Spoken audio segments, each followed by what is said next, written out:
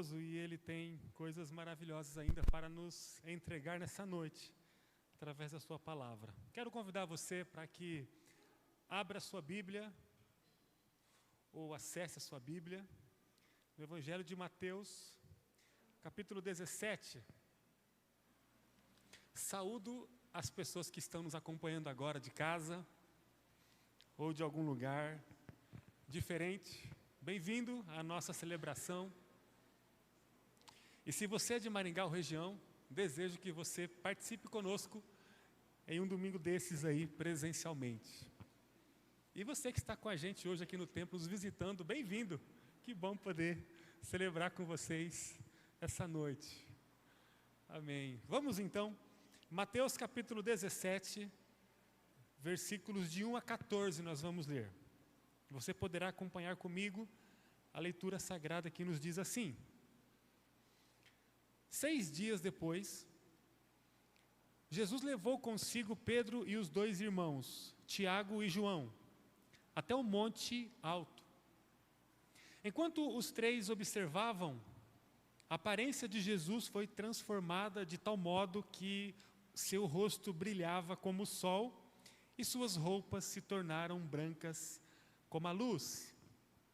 De repente, Moisés e Elias apareceram e começaram a falar com Jesus. Pedro exclamou: Senhor, é maravilhoso estarmos aqui. Se quiser, farei 3 tendas, uma será sua, uma de Moisés e outra de Elias. Enquanto ele ainda estava falando, uma nuvem brilhante os cobriu, e uma voz que vinha da nuvem disse: Este é meu filho amado, que me dá grande alegria. Ouçam-no. Os discípulos ficaram terrorizados e caíram com o rosto em terra. Então Jesus veio e os tocou. Levantem-se, disse ele, não tenham medo. E quando levantaram os olhos, viram apenas Jesus.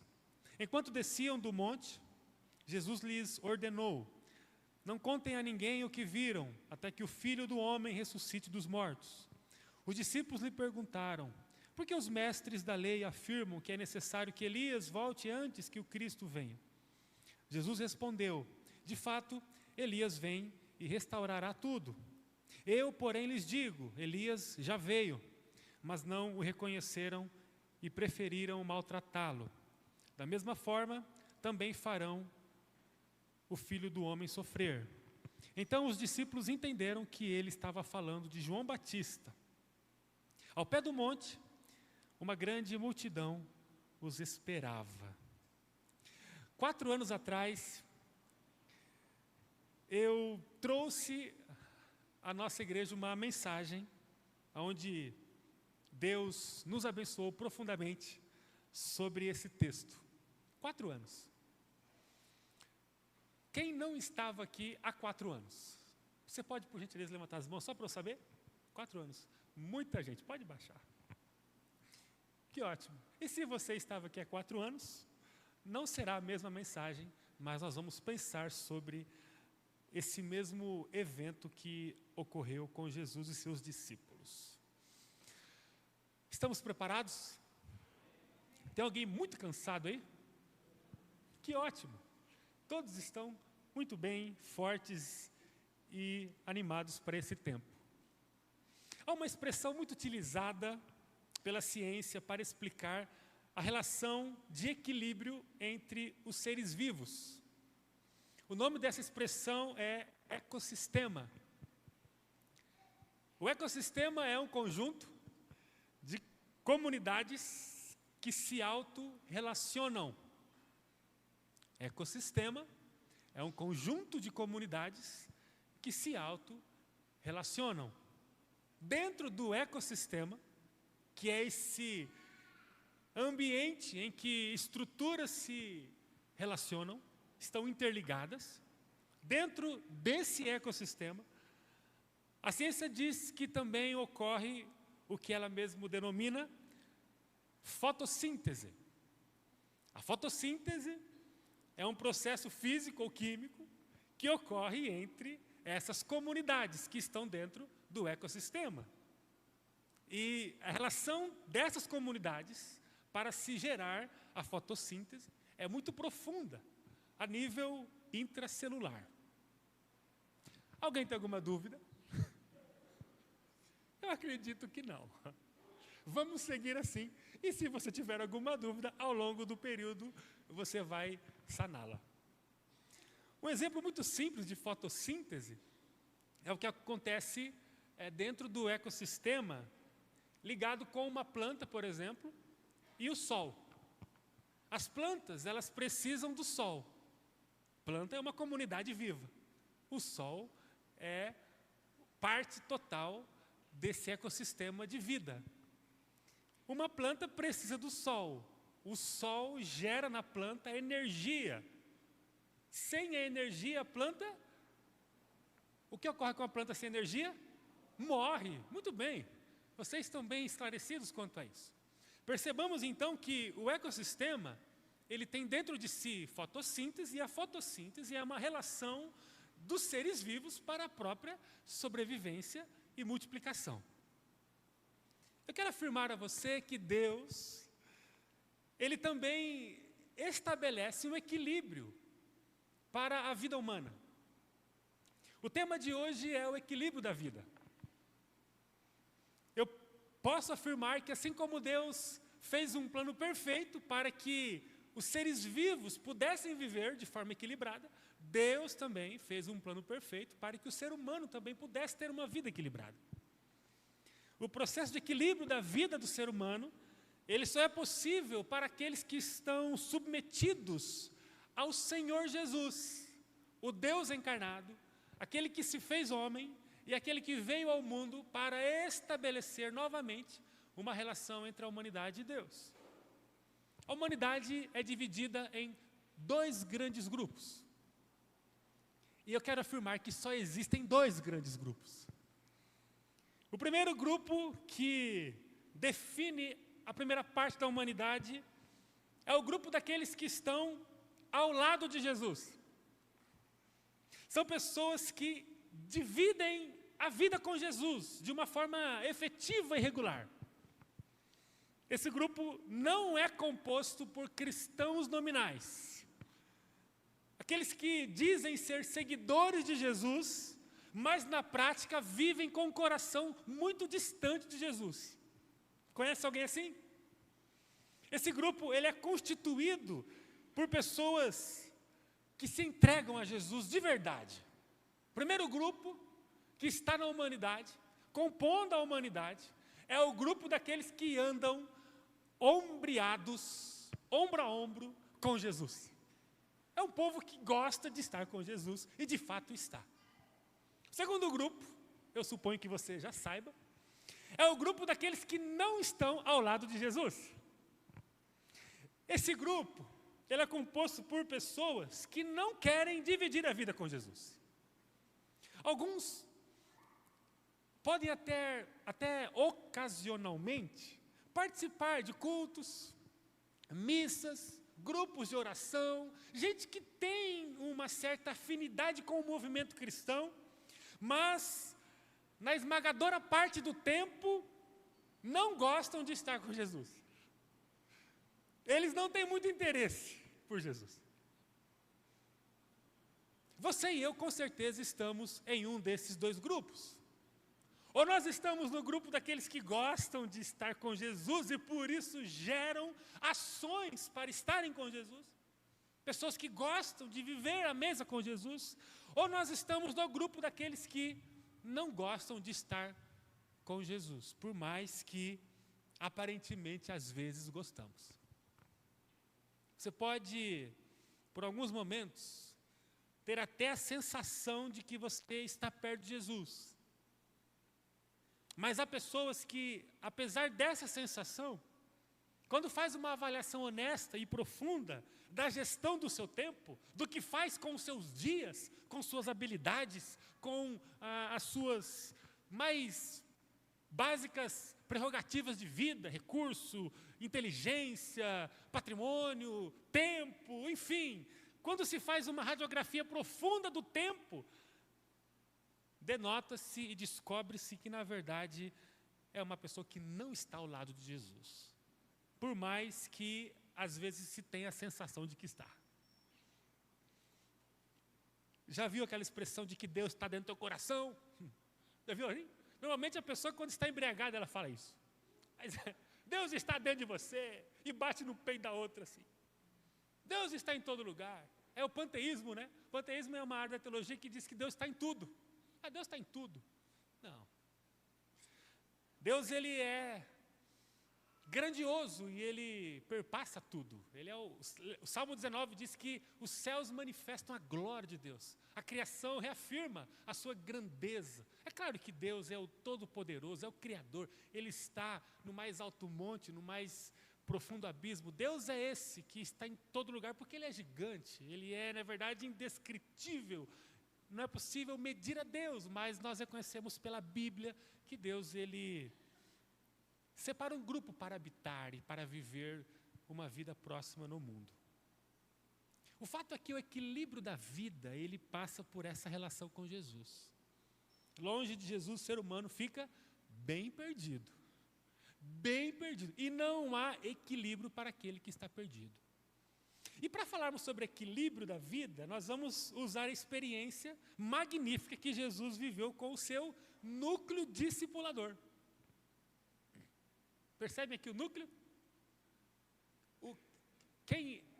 Quais eram os homens aqui que faziam parte do núcleo discipulador de Jesus?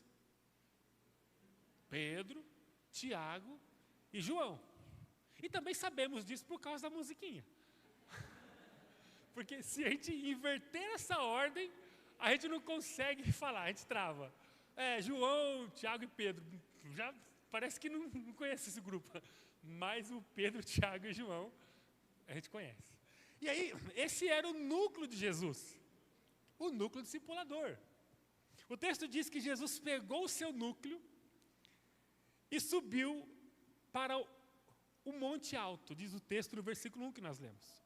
Enquanto estavam lá, os discípulos perceberam que, versículo 2, a aparência de Jesus começou a ser transformada de tal forma que o seu rosto começou a brilhar como o sol e as suas roupas se tornaram brancas como a luz. Nesse cenário, o texto diz que Moisés e Elias aparecem para falar com Jesus. Nessa visão gloriosa, nessa teofania, nessa manifestação da glória de Deus no mundo, numa visão em cima do monte, os discípulos começaram a ver Jesus transfigurado e nada mais, nada menos que Moisés e Elias no grupo. Pedro olhou para Jesus e disse: Senhor, é muito bom estar aqui.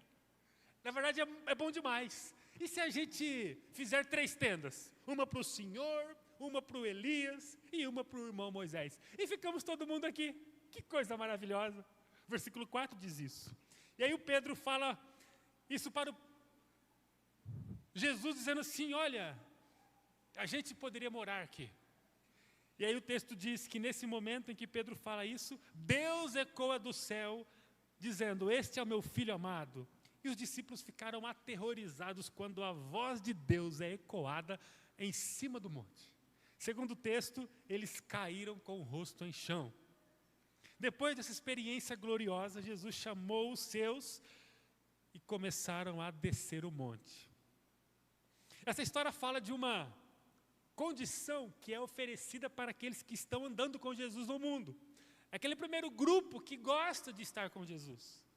Tomadas as devidas proporções aqui, Jesus ele continua com os seus discípulos nos dias atuais, revelando o seu caráter divino e compartilhando momentos gloriosos, onde a voz de Deus é audível.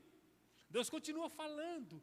Esse cenário de Mateus capítulo 17, ele é reproduzido no meio do povo de Deus ainda. O texto que nós lemos diz que logo depois que os discípulos contaram essa visão gloriosa, Jesus os tocou e eles começaram a descer o monte. Versículo que nós lemos. Quando os discípulos de Jesus chegaram ao pé do monte, eles se depararam com, abre aspas, versículo 14, uma grande multidão que os esperava. Quando eles descem do monte, uma grande multidão os esperava. O equilíbrio da vida chegará na sua vida, na minha vida, à medida em que acessarmos as duas extremidades do monte. Vamos lá? Partindo para a conclusão. A nossa vida vai ser equilibrada, segundo o projeto de Deus, se encontrarmos o topo do monte com Jesus. Quem anda com Jesus, chega no topo do monte. O versículo 1 diz que Jesus chamou os seus discípulos e subiu com eles para o monte alto. Quem anda com Jesus é levado com ele para um lugar alto no monte. Indubitavelmente. Certamente. Porque Jesus vai e com ele os discípulos também vão. Quem anda com Jesus acessa o monte alto. Isso não é uma conjectura, uma previsão falha, é uma certeza. É um imperativo. Jesus leva consigo aqueles que estão ao seu lado ao cume do monte, ao topo do monte.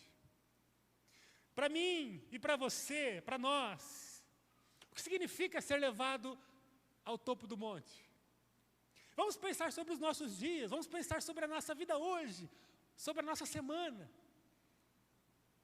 E eu quero buscar o significado disso junto com você. Primeira coisa que eu queria destacar sobre o topo do monte é que o topo do monte é um lugar glorioso. Você pode dizer comigo isso? Um lugar glorioso? O topo do monte é um lugar glorioso. Glorioso. O texto diz que os discípulos passaram a ter uma visão gloriosa do Cristo. Há um lugar glorioso disponível para aqueles que estão caminhando com Jesus. O texto diz que a aparência de Jesus foi transformada de tal modo que o seu rosto brilhava como o sol e as suas roupas se tornaram brancas como a neve. Interessante pensar aqui. Jesus ainda não estava glorificado. Esse não era o Jesus pós-ressurreição. Jesus, ele chegou no topo do monte com os seus discípulos com o corpo cansado. Era o Jesus da correria ainda. Ele ainda tinha as marcas da missão. Jesus aqui, possivelmente, ainda tinha as roupas batidas, as sandálias desgastadas. Era o Jesus do corre. Jesus ainda estava com os seus discípulos, indo de canto a canto, promovendo o reino de Deus. E esse Jesus, o Jesus ainda humano, abatido, cansado, animado, convicto, poderoso, mas com aquele cansaço físico natural, que a fome colocava sobre ele, que a caminhada colocava sobre ele. Este Jesus, no topo do monte, foi visto pelos discípulos de forma gloriosa e resplandecente. Quer dizer que há um lugar na companhia de Cristo que pode transformar as coisas naturais e desgastadas pela vida em coisas grandiosas, em coisas resplandecentes, em coisas brilhantes.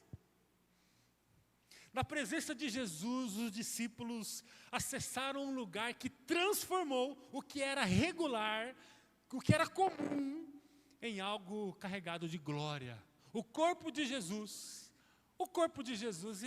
era 100% humano, falho, limitado. Esse corpo limitado foi carregado de glória numa proporção transbordante no topo do monte. O Jesus Galileu, homem simples, sem afeição, conforme diz Isaías 53, foi visto pelos discípulos com um rosto reluzente como o sol. Há coisas em nossa vida que serão transformadas à medida que acessarmos o topo do monte. Vocês podem dar um amém por isso? Amém. Há coisas em nossa vida que serão tocadas de uma forma e com uma magnitude celestial e eterna, que apesar de serem falhas humanas, problemáticas, serão revestidas de glória. Jesus ele levou os seus discípulos para o topo do monte e ali eles descobriram que o topo do monte é um lugar glorioso, que transforma as coisas humanas e as revestem de glória. Segunda coisa, no topo do monte, além de ser um lugar glorioso, ele também é um lugar de direcionamento. A Bíblia diz que os discípulos, além de verem Jesus transfigurado, viram Moisés, versículo 3. Moisés tem uma representação gigante para revelar a lei do Senhor. O Moisés é a figura da lei. Antes de Cristo, o povo referia-se à lei de Deus como a lei de Moisés. Moisés é essa grande figura que representa a direção, a vontade de Deus para o povo. E foi através de Moisés que Deus apresentou toda a sua lei ao povo de Israel, logo após a libertação do Egito. Você que conhece um pouco da história vai se lembrar disso. Quando os discípulos, nessa visão gloriosa, enxergaram Moisés, eles estavam vendo a expressa lei de Deus. Quando caminhamos com Jesus e chegamos ao topo do monte com Ele, aleluia, nos deparamos com a lei, com a sua perfeita vontade e com a sua palavra inspiradora, capaz de nos transformar. Na mesa da gloriosa presença de Jesus, no topo do monte, está aberta a lei do Senhor, que nos direciona, que não nos deixa perdido. Na mesa da gloriosa presença do Senhor, no topo do monte, a luz, a direcionamento. Conhece alguém perdido? Perdidaço. Perdidaço. Alguém que fala, meu Deus, eu tenho que ajudar esse desinfeliz. Às vezes tudo que tem é conhecimento, diploma, recurso, patrimônio. Ou às vezes também não tem nada. Não tem dinheiro, não tem recurso, patrimônio, não tem nada. Porque também tem isso. Ambos estão perdidos. A questão é que estão perdidos em formas diferentes. Mas tanta gente perdida. No topo do monte há direcionamento. Nunca nós estamos perdidos. Nunca estamos vendidos. Se Jesus faz parte do nosso cotidiano de forma efetiva, nós nunca estamos perdidos. A Bíblia diz que no topo do monte há Moisés, a lei. E o terceiro ponto que eu trago, referente ao topo do monte, é que no topo do monte há transformação. A transformação ela não está sujeita a condições. A transformação não acontece quando o quadro não está tão grave, quando se demanda menos esforço. A transformação ela acontece imediatamente, segundo a vontade de Deus, independentemente do estado. O texto diz que além de Jesus e além de Moisés, os discípulos viram Elias, versículo 3. O Elias foi um profeta que viveu há quase 3.000 anos de nós. Ele está a cerca de 900 anos de Cristo. Elias profetizou numa época muito difícil do povo. Alguém se lembra quem era o rei que reinava sobre Israel na época que Elias profetizou? Vamos falar juntos? Acabe. Lembraram agora, junto com o Alisson? Foi o Acabe. Foi certo. Inclusive o pessoal sabe que você orou aqui porque você perdeu na gincana lá no pequeno grupo? Vou ficar só entre nós, né? Pois é. É isso mesmo, uma bênção. Ele errou a pergunta e teve que orar aqui. Não como castigo, foi uma bênção a oração. Chegou até a pedir desculpa para o pessoal, maravilhoso. Isso é uma bênção, Alisson. Mas vamos fechar aqui, foco pessoal, vamos focar aqui no que Deus está falando. Você se lembra que Acabe tinha uma mulher muito, xarope é pouco para ela, era uma mulher maligna. Como era o nome da mulher do Acabe? Jezabel. E a Jezabel, ela, além de ser dominadora, ela era muito maldosa, né? Coisas terríveis aconteceram com o povo de Deus por causa da Jezabel, a mulher do rei Acabe. E aí, quem que profetizou nessa época no reino? O Elias. Não vamos ler, porque não vamos tomar o tempo para essa leitura, mas depois em casa, além do seu devocional, além do seu diário que você faz todo dia, você pode ler 1 Reis 17, onde a gente vê ali Deus fazendo coisas milagrosas através de Elias. Primeira coisa que o 1 Reis 17 nos fala é que Elias foi sustentado num tempo de fome pelos corvos. Que coisa maravilhosa. O texto diz no versículo 6 de 1 Reis 17 que os corvos levavam pão e carne de manhã e à tarde para o Elias. Hoje, irmãos, hoje eu briguei severamente com 2 pombas que estão tentando fazer ninho aqui, bem ali na frente do escritório, no ar-condicionado.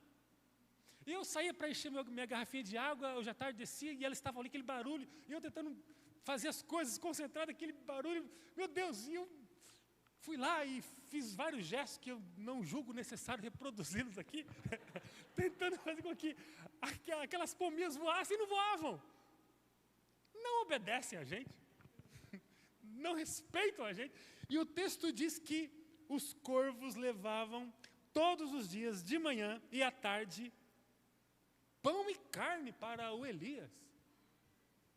Milagre. Ainda no capítulo 17, Deus diz para Elias sustentar uma família inteira numa época de fome. A palavra diz que a farinha da vasilha e o azeite da botija nunca acabavam na casa dessa família.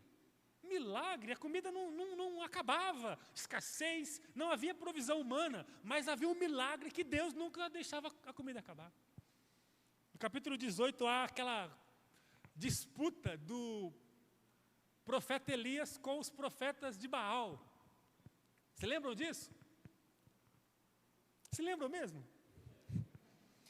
Muito bacana, e aí tem aquela disputa, e os profetas de Baal enchem um holocausto, um espaço, madeiras ali com muita água, fazem uma espécie de um corredor de água, enchem de água, e o texto diz que Elias ora e Deus manda do céu fogo e consome toda a água, ele lambe toda a água e todo o holocausto que estava ali. Elias é esse símbolo de milagre. Quando os discípulos encontram Elias lá no monte, eles encontram uma experiência que afirmaria para eles e para nós que o topo do monte é um lugar de milagre. Por que foi Elias? Elias, na teologia, é o símbolo dos milagres do Antigo Testamento.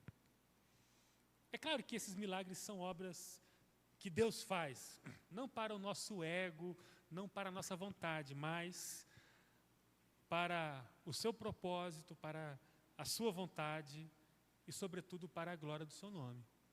Deus faz milagres na vida dos que andam com Jesus e sobem no monte. Portanto, no topo do monte, os discípulos encontraram um lugar glorioso que transforma as coisas normais da vida. Encontraram um lugar de direcionamento. Encontraram um lugar de milagres. O topo do monte é encantador. Os discípulos falaram para Jesus: Senhor, vamos ficar por aqui mesmo. Bom é estarmos aqui louvando a Deus. Podemos exaltar o seu nome. Isso é uma canção, mas que poderia ser cantada pelos discípulos tranquilamente.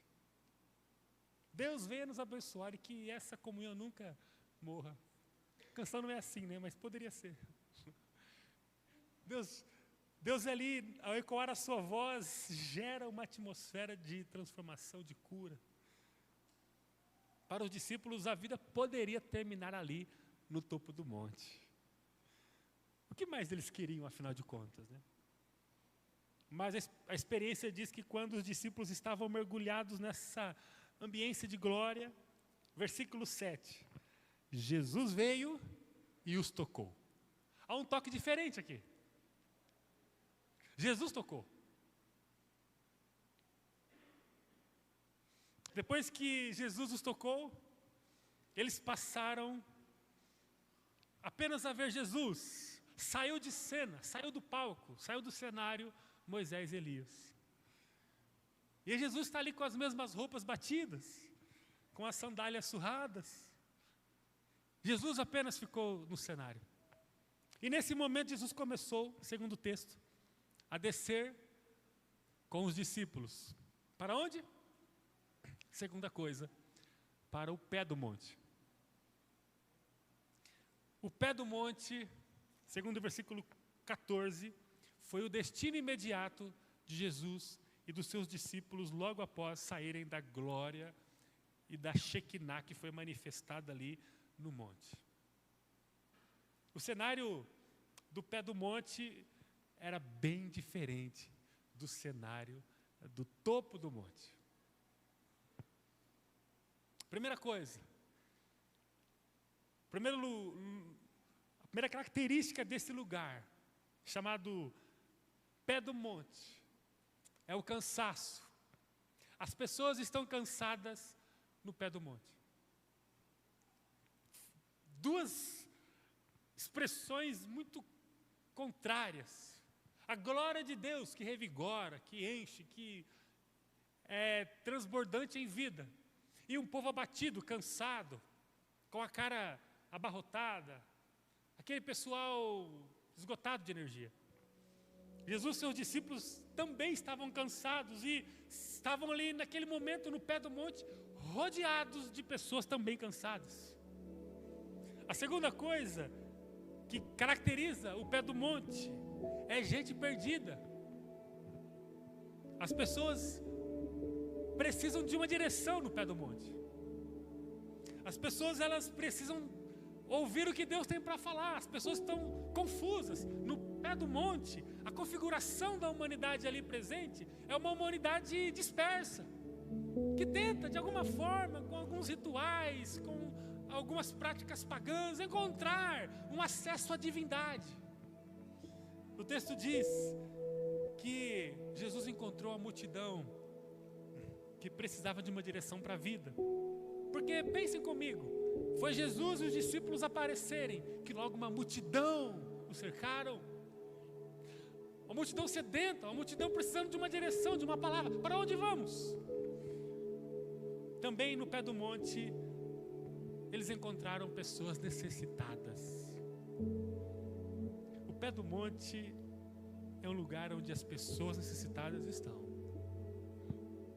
Elas precisam de um milagre, elas estão com demandas que por si só talvez elas não conseguem equacionar. São questões da alma, são questões de relacionamento, são questões de doenças incuráveis para a época, são questões relacionadas à provisão de alimento, talvez fome, talvez sede. No pé do monte as pessoas precisam de coisas que os braços não conseguem dar. No pé do monte as pessoas têm que resolver problemas que por si só elas não podem equacioná-los. E nesse momento então se configura um grupo que precisa de milagre, nos mais diversos temas e assuntos. E nesse momento Jesus chega com os seus discípulos no pé do monte. Outra coisa, quero terminar, nós vamos cear ainda.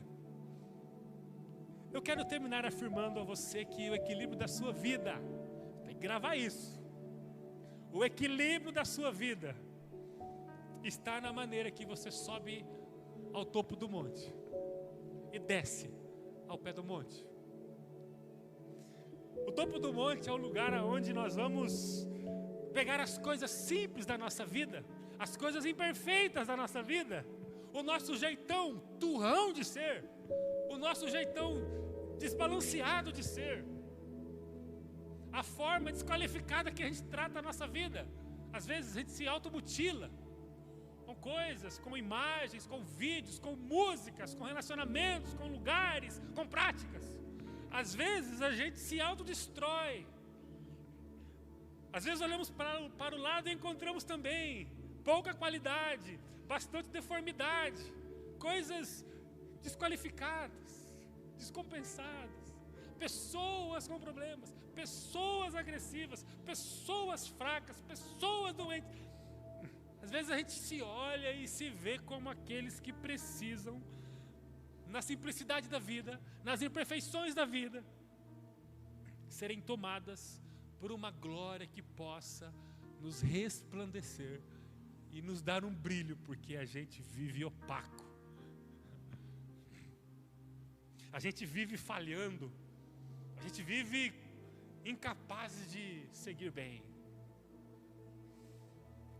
No topo do monte, a gente tem a chance de viver uma transformação pela presença da glória de Deus.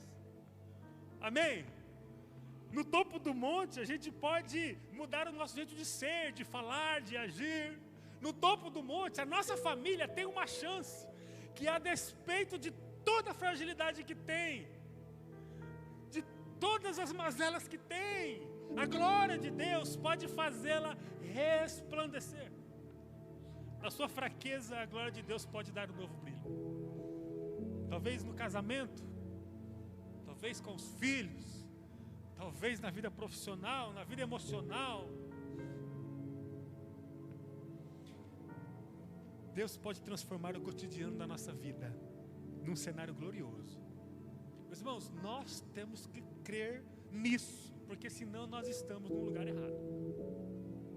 Porque senão o Cristo que nós servimos, para nós é um Cristo desconhecido. Nós precisamos acreditar que Deus pode pegar a nossa vida e colocá-la num lugar de glória e de transformação, aonde o rosto abatido e cansado de Jesus passa a ser um rosto reluzente como o sol, onde as suas vestimentas cansadas, talvez rasgadas, velhas, quem sabe, porque o Cristo estava correndo para lá e para cá, não era aquele Cristo vaidoso. Na profecia de Isaías 53 nos denota um Cristo sem afeição. Esse Cristo passa a ter roupas resplandecentes. No topo do monte a gente pode transformar o cenário da nossa vida com a glória de Deus. Nós precisamos acreditar nisso e buscar isso. Outra coisa, creia que Jesus pode dar um direcionamento para a sua vida.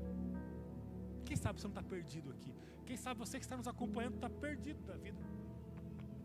Tudo que você precisa talvez é uma direção, e Deus pode lhe dar essa direção. Se os seus passos estiverem alinhados com os passos de Jesus, você encontrará a vontade perfeita de Deus revelada na sua vida. Deus sempre falará com você, porque no topo do monte tem direção. E Jesus pode derramar milagres sobre você. Nós cremos nisso? Tem coisas que estão em nossas mãos e que a gente não pode resolver. Mas Deus é um Deus de milagre que pode operacionalizar em nós coisas inimagináveis para nós. Então estar no topo do monte é indispensável para mim e para você. Mas olha, nós temos que descer também. Deus nos fala nessa noite que nós precisamos descer para o pé do monte. Tem um pessoal perdidão aí. Tem um pessoal que não sabe para onde vai. E talvez divide a mesa de trabalho com a gente. A sua vida tem um propósito. Nós temos um propósito.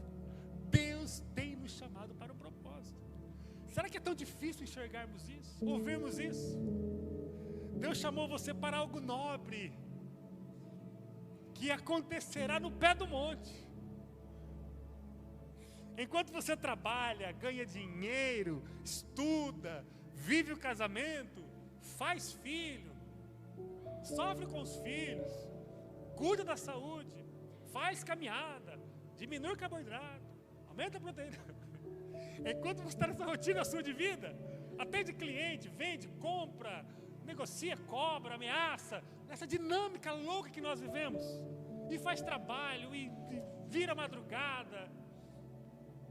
Enquanto a gente vai no decurso da vida vivendo, Deus deve cumprir em nossa vida algo que Ele designou para nós. Nós não podemos parar, não podemos nos desfocar. Enquanto vivemos, vamos cumprir o que Deus tem para nós. Amém? Amém! Não estamos aqui para buscar bênçãos e mais bênçãos e mais bênçãos. Aqueles famintos por bênção, só querem devorar bênção e bênção. Senhor, me abençoa, Senhor, bênção. E Deus chega a cansar, fala assim, vai lá ver agora você o que Ele quer. Porque Deus não aguenta mais, Senhor, me dê, me dê, me dê, me dê. A gente vai com um saco enorme de espaço para o tempo todo ficar pedindo bênção para Deus. Não estamos aqui para pedir bênçãos. Nós estamos aqui para entronizar o Senhor da nossa vida e alinhar a nossa vida com o que Ele quer de nós. Porque na presença dele, no topo do monte, a glória, o direcionamento e os milagres virão. Não porque a gente merece, porque temos condições de pedir e ele vai nos dar. É porque ele é bom, porque a sua presença transforma, torna a nossa vida reluzente. Deus nos dará porque a gente anda com ele, e não porque nós o vemos como uma prateleira, como um depósito, onde a gente chega, pede, enche o nosso saco e vai, seguir um pouco mais, volta de novo. Não, Deus não é isso. Deus não se submete a isso. Isso é paganismo. Deus não é assim. Lembra de João 15? Jesus falando, olha, eu sou amigo de vocês. Para com isso. Somos amigos. Somos cordeiros de Deus em Cristo Jesus. Há um reino conquistado por Deus, compartilhado conosco.